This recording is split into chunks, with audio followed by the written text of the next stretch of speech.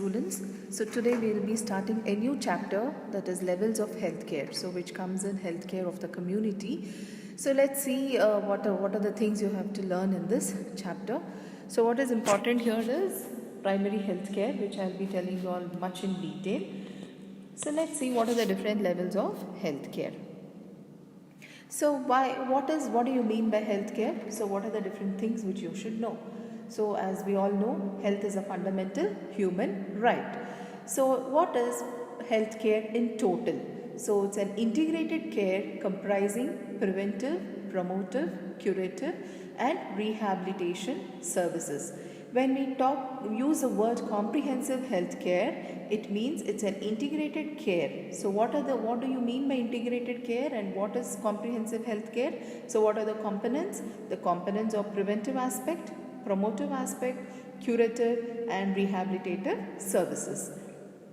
Curative, yes, we do focus and a lot of clinicians in the hospital do curative services. Promotive, preventive and rehabilitation services is what is generally not seen in the hospital side or not well developed in India per se, but in other countries it is there. So we have to concentrate more on comprehensive health care so that we provide all the 4 types of care. And now what we mean by again integrated care or comprehensive care is it should be extended from womb to tomb. So healthcare is just not treating a person who just comes to the hospital and you cannot send them just like that. So you have to extend from womb to tomb. Womb to tomb meaning womb is when the child is in the within the mother's uterus. So you have to take care of the lady when she is pregnant and then the childbirth, followed by which the child rearing practices and adequate child care, then adolescent care, then again the cycle continues. Tomb is at the time of death. So you have to extend your care right from birth to death. So that is what we mean by womb to tomb. And healthcare is key to socio-economic development and progress of the country. If any country has to progress, you need to have adequate healthcare. And what are the 3 levels in which it is organized or how is it organized? So the current, we'll see there are 3 levels which are there in the subsequent slides. But now let's see what is the current criticism against the present healthcare. So it's predominantly urban oriented. So it's mostly curative in nature and it is accessible mainly to a small part of the population. The current healthcare is all urban oriented, so the rural people still do not have adequate healthcare. And as I said, we are focusing more on curative aspect and it is only accessible to a small part of the population. The urban population may comprise around 30%, whereas the rural comprises about 70%. So we have a vast area of people who have been neglected or who do not get adequate health care. So what the definition of health care?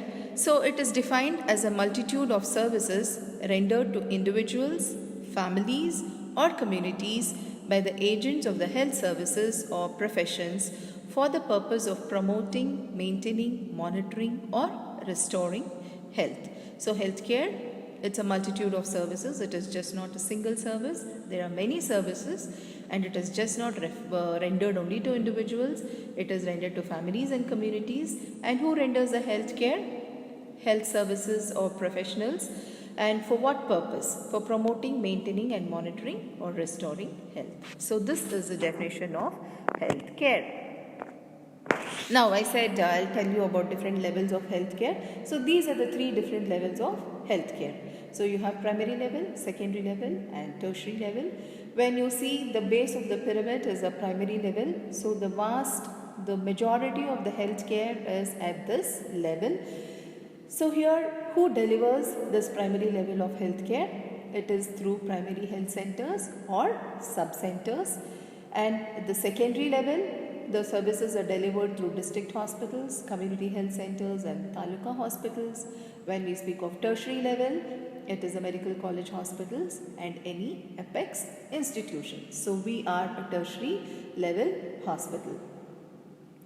So this is about the three different levels of healthcare. So primary level, here you get in or you get patients for minor ailments, treatment for minor injuries, and managing basic medical facilities.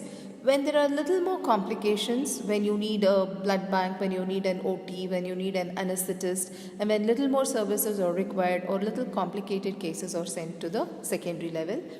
And from secondary level, when you need super specialty services and many more investigations and many complex services, then you refer them to the tertiary level. So, three-tier system of healthcare. Just now we have studied about the three-tier, that is primary, secondary and tertiary. So let's see what is primary level of healthcare.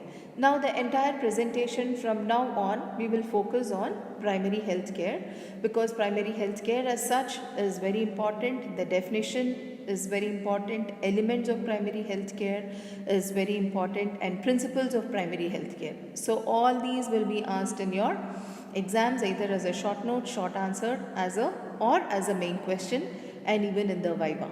So this is a very important topic. Please concentrate. So what is primary level of healthcare? So it is a first level of contact between the individual or the family and the health system, where basic essential services are provided. So most of the majority of the times it is a basic services of what is required. Okay, that is why we see that the base of the pyramid is at the primary level, so which is quite big or vast. So it's a primary contact between the individual and the family and the health system, where basic and essential services are given. So in India, this care is provided by primary health centers and their sub-centers, as I have mentioned earlier, and it is supplemented by the services of the village health guides, the Anganwadi workers and the trained DAIs. So now we do not have village health guides, we have ASHA workers and Anganwadi workers, and trained DAI system also is not there anymore in most of the places. Some places may still continue to have. So these services are also known as primary health care. So this is what we mean by primary health care. So it's essential and basic care. It's a first level of contact between the family and the health system, and it is provided by the health centers and the sub-centers, which are supplemented by Anganwadi workers and ASHA workers. So this is what you have to remember.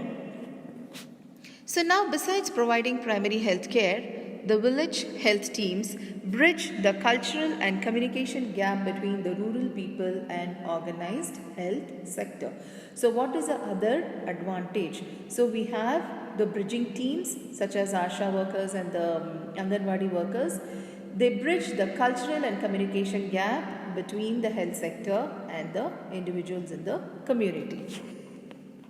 So what do you mean by secondary level of healthcare? Yeah, at this level, services of the specialists are made available to the people so as to deal with more complex problem.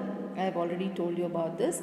And essential curative services are provided as in taluka hospitals and community health centers.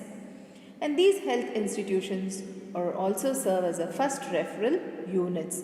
When a person or when a doctor is not able to manage a case in the primary health center, he has to refer to the secondary level of health center. So this acts as a first referral unit. In tertiary level, it is the services of a specialist and super specialist are made available. This again I have told you while explaining the pyramid. So this type of care is provided to the regional, central, apex institutions such as super specialty and high-tech hospitals. It's sometimes even district hospitals and teaching institutions like ours. So they provide high-tech diagnostic and highly specialized care and also in planning and managerial skills. And they conduct training programs also. So in tertiary health center, you have curative services, no doubt. You have high-tech diagnostic services, and they also aid you in planning and managerial skills, and they also conduct training programs. So this is about tertiary level of healthcare. Now, a fundamental and necessary function of healthcare system is to provide a sound, referral system. So why have we been learning about the three different types of healthcare? Yes, so we need to know, because a fundamental and necessary function of healthcare system is to have sound referral system. So unless you have sound referral system, you cannot give adequate care. So that is why you need to know which is a primary level, secondary level and tertiary level, so that you could refer from primary to secondary, and if they are not able to manage at the secondary level, they should refer to the tertiary level.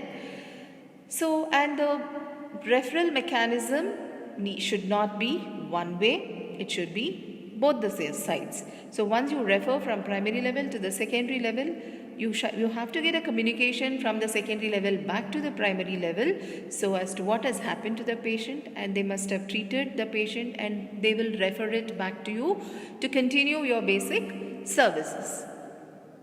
Now that's what I meant. So it must be a two-way exchange of information and returning patients to those who referred them for follow-up care.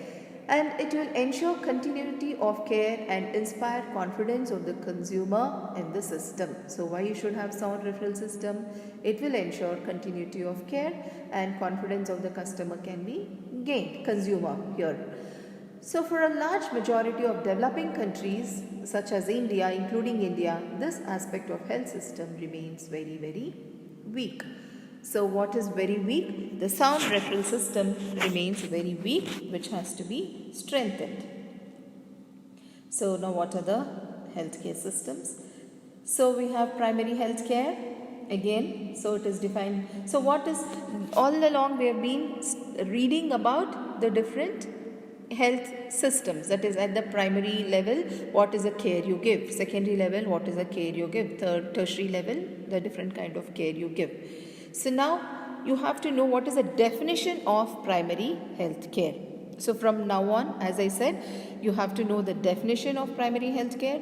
You need to know there are some 8 elements of primary health care which you need to know, and there are 4 principles of primary health care which you need to know. So now know the definition of primary health care. So if you don't define the definition properly of primary health care, no, the examiner will not even pass you, even in your Viva. So this is so important. So this is the basics of community medicine. So it is defined as an essential health care made universally accessible to individuals and acceptable to them through their full participation and at a cost the community and country can afford. So this is the definition of primary health care. Even if I wake you up from sleep, you should be able to tell the definition. So it is, as I said, primary health care is essential health care. There is no doubt about it. So the extra points here are, it should be universally accessible. It is not that you just give care to the urban elite or the urban people. It should be universally accessible to each and every individual in our country and acceptable to them. The care what you give should be acceptable. So that is what I meant by saying socio-culturally the health workers bridge the gap so that they can accept your health care, for which you need to give adequate health education, and the need and the importance of health services has to be emphasized to them through their full participation. So if you involve them in the development of right from planning of healthcare to delivering the healthcare, so they will avail the services better. So it's not just the government will tell you a set of rules and the primary health center will deliver the services. It is not that. So it should not happen in that way. You have to involve the community in planning. So you have to use their participation, and at a cost the country and the community can afford. So the whatever healthcare you're delivering, you should be able to afford, and not you as an individual, as a community and the country. So there are so many things which has to be kept in mind while delivering primary health care. It is not as simple as we say primary health care is basic and essential care. No, there are so many things here. When you look at the definition, you realize. So again I repeat, so it is defined as an essential health care made universally accessible to individuals and acceptable to them through the full participation and at a cost the community and country can afford. So this is the definition of primary health care. Now, so these are the key points of primary health care. So I said it should be accessible, affordable, acceptable, and it should be appropriate, and it should be adaptable. So people should be able to adapt, and it should be appropriate to their health care or to their health need. If a community is suffering from malnutrition, you cannot focus your health services in treating or screening cancers. So it should be appropriate to their local needs, and of course it should be acceptable and affordable and accessible. So the attributes are, so essential healthcare, again I'm just repeating because I just told you all it's so important. So I'm just repeating the attributes of primary healthcare. So again, the essential healthcare, accessible, acceptable through their full participation, affordability, adaptability, availability, and it should be appropriate, closeness to the community, and there should be continuity of care. It is just not once you give health care and you just leave the patient. You should have a continuity of health care. So rapport building is very, very important, and comprehensiveness. So what do you mean by comprehensiveness? I've already told you all. So it is preventive care, promotive care, curative, and rehabilitative care. So that is what we mean by comprehensive care. So as I've been telling, there are 8 elements of primary health care. So you should learn them and you should be knowing it very thoroughly. So what are the different elements? So education concerning prevailing health problems. So that is one of the element of primary health care. Promotion of food supply and proper nutrition. The health team should focus on educating the people regarding the local health problems, and they should focus on promotion of food supply and proper nutrition. They should focus on adequate supply of safe water and basic sanitation, and maternal and child health care including family planning, immunization against major infectious diseases, prevention and control of locally endemic diseases, appropriate treatment of common diseases and injuries, and provision of essential drugs. So the elements of primary health care in the form of a mnemonic. So to make it easy for you all, so this is a mnemonic.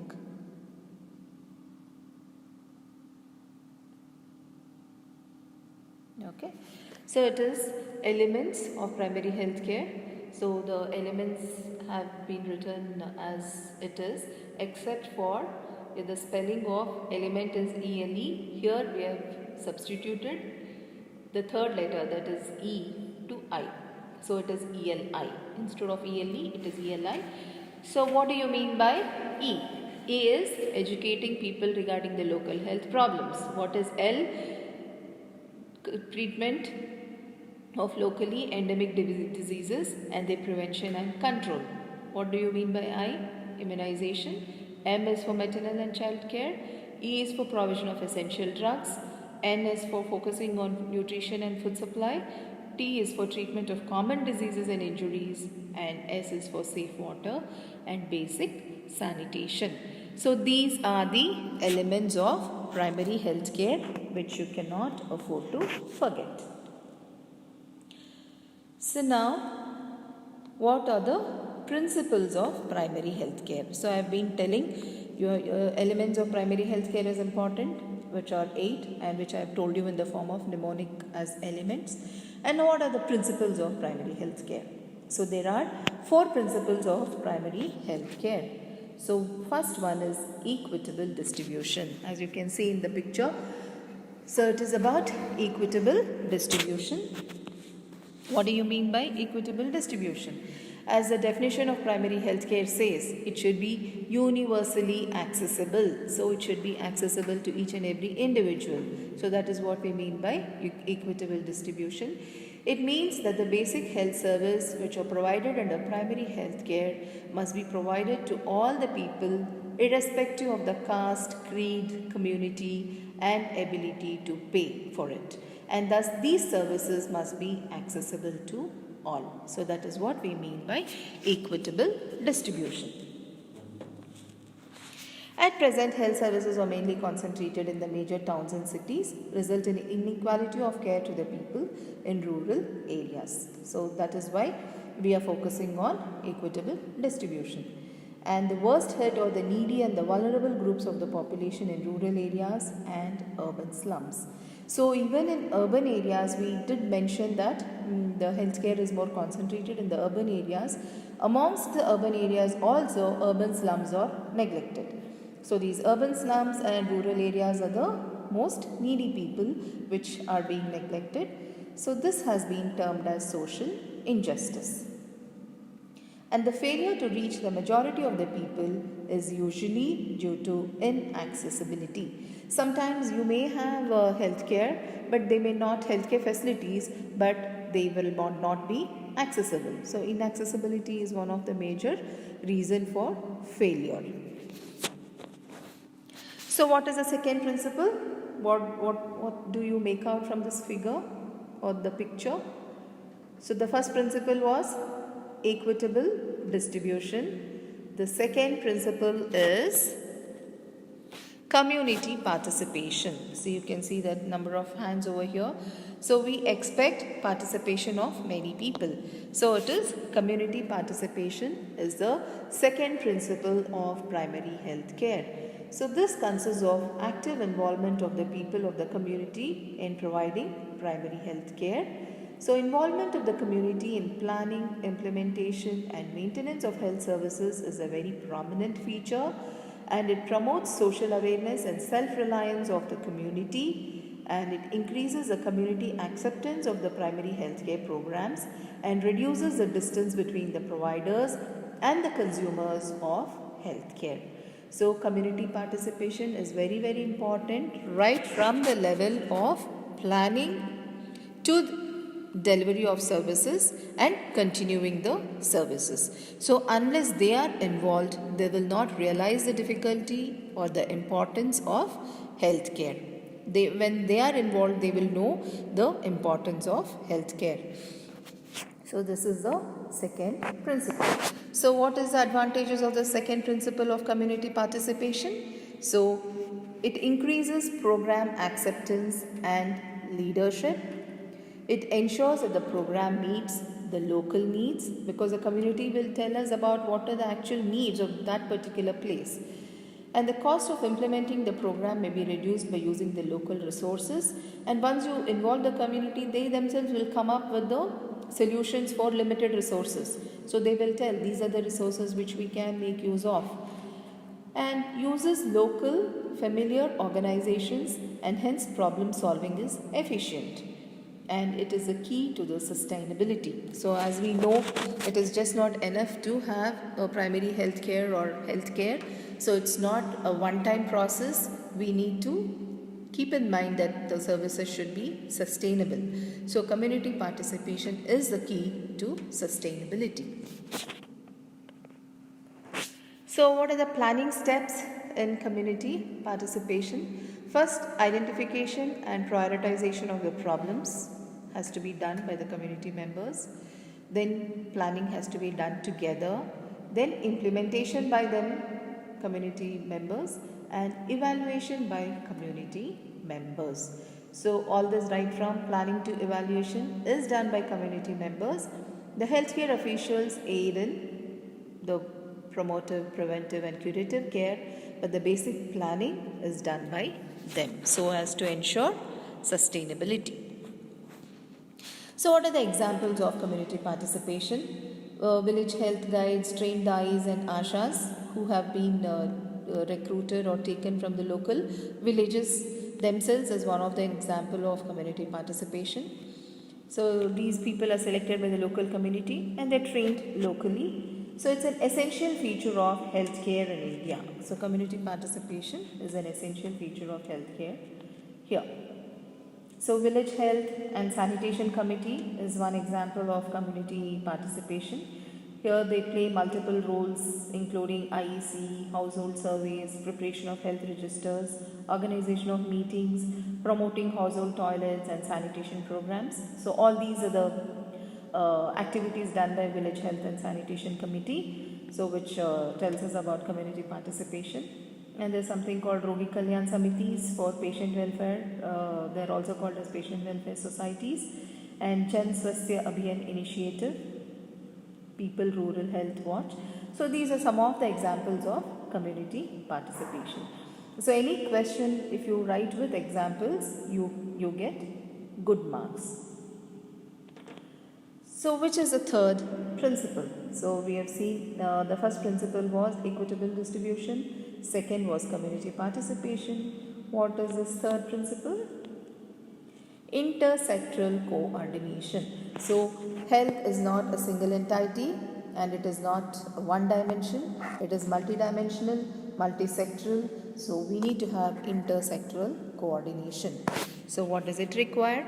So it requires a coordination of other health related sectors. So health is related to other sectors. So what are the other health related sectors? Such as education, communication, fisheries, animal husbandry, food and agricultural department, social welfare, public works and voluntary organizations. So these are the different organizations or sectors wherein we should have coordination between all these sectors and the health sector. So fisheries, animal husbandry, food and agricultural department is regarding food and nutrition, and public works is regarding your sanitation and water supply, and voluntary agencies do support us in many ways. Either they can give us money or material, or they can give manpower. So different agencies contribute in a different way. And social welfare for housing and other conditions. Now the coordination committees will make policies and implement in a planned way so as to avoid duplication of activities. So another important thing here is there are too many sectors and the coordination is very important for the reason otherwise there will be duplication of activities. So to reduce the duplication and to make use of it in an efficient and an effective way, coordination is a must. So what are the prerequisites for intersectoral coordination? So proper orientation of policies and programs have to be done. Formation of joint coordination committee at each level, defining role and responsibilities of participatory agencies, and participatory decision making. So when you're deciding, it should be all of them put together should come at decision making. And you have to define the roles and responsibilities of each agencies if you want to avoid duplication of work, and you should have coordination committees at each level. So examples of intersectoral coordination in India is the Ayush, convergence with Indian system of medicine, Ayurveda, Unani, Siddha and homeopathy, and coordination with rural health practitioners is another example, and coordination with non-governmental and civil organizations, mother NGO schemes, service NGOs, etc. So these are some of the examples of intersectoral coordination.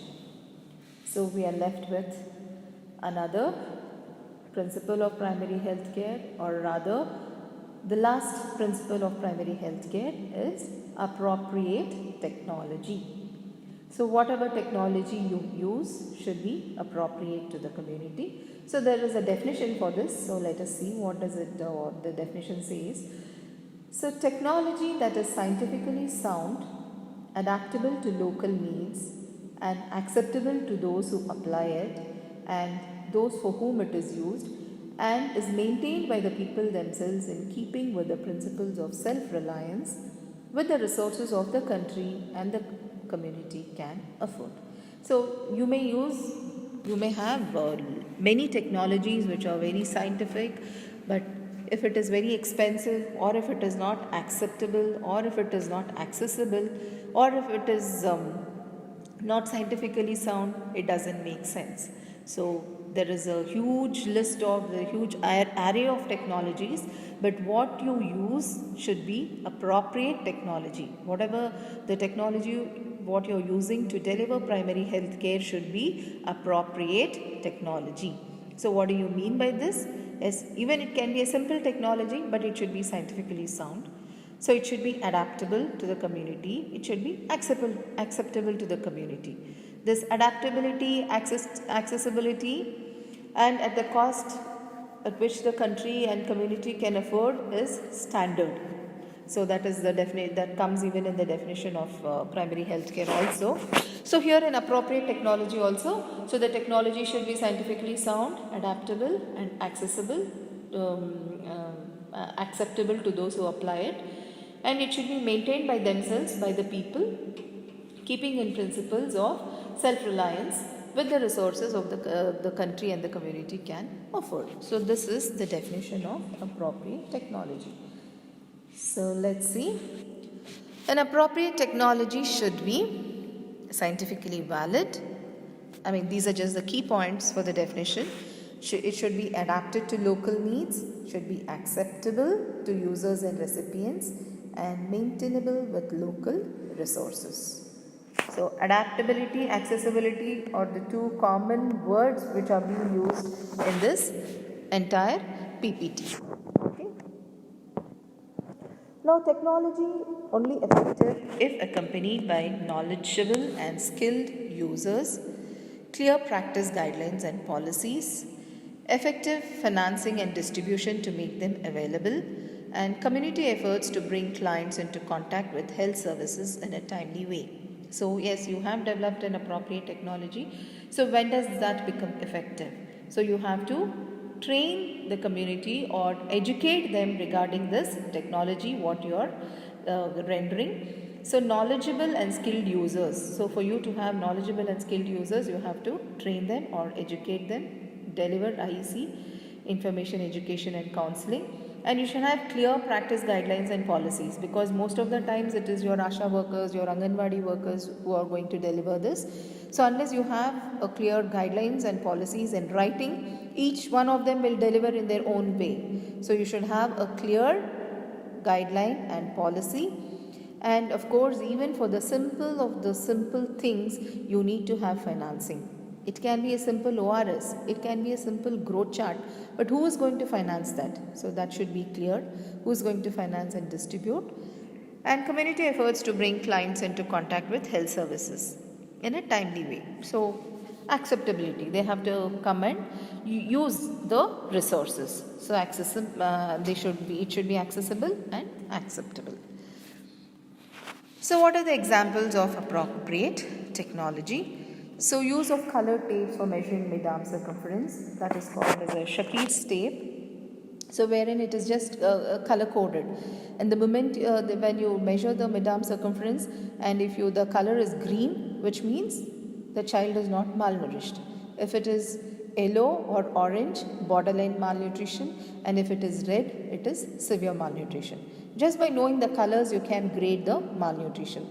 So that's a very simple technology, but it is scientifically sound, and you can grade children's nutritional status or malnutrition based on this Shakir's tape. So this is one example of appropriate technology.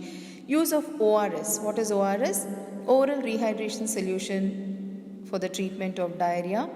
So this is a very effective tool, so which is again the classic example of appropriate technology. And tender coconut for oral rehydration, growth chart maintenance for under 5 children.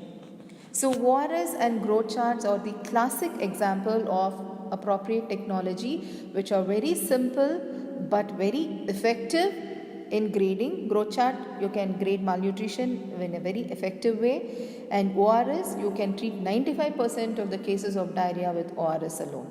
So these two are the classic examples of appropriate technology. So thank you for your patient listening.